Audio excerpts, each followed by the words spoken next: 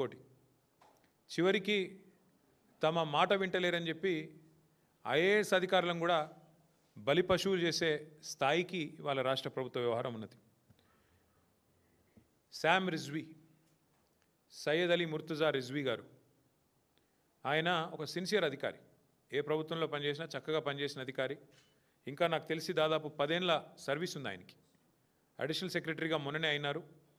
అంతా బాగుంటే ఈ దౌర్జన్యాలు, దుర్మార్గులు ఇట్లాంటి వాళ్ళు లేకపోతే ప్రభుత్వాన్ని నడిపే వాళ్ళకి సోయి ఉంటే బహుశా క్యాబినెట్ సెక్రటరీ స్థాయిలో, అంటే భారతదేశంలోనే అత్యున్నత స్థాయి ఒక ఐఏఎస్ అధికారికి క్యాబినెట్ సెక్రటరీ, ఆ స్థాయికి పోయే అవకాశం ఉన్న అధికారి సయ్యద్ అలీ ముర్తుజా రిజ్వీ.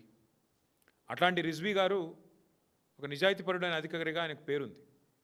అట్లాంటి రిజ్వీ గారు కూడా ఈరోజు దాదాపు 10 ఏళ్ల సర్వీస్ ఉండగానే వాలంటరీ రిటైర్మెంట్ తీసుకునే స్థాయికి వచ్చింది దౌర్జన్యాలు,